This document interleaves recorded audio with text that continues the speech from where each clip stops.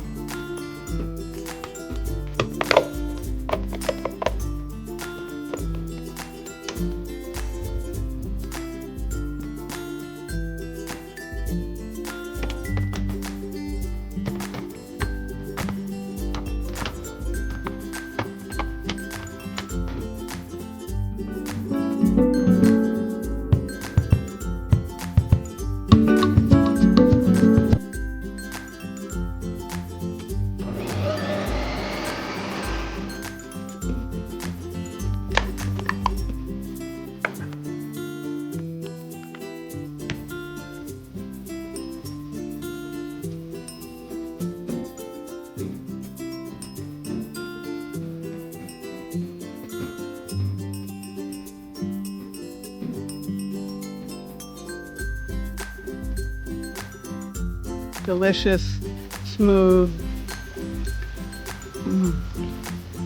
perfect for a hot summer day.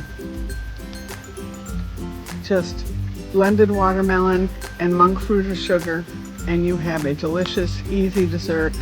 I know you and the kids are gonna love this one.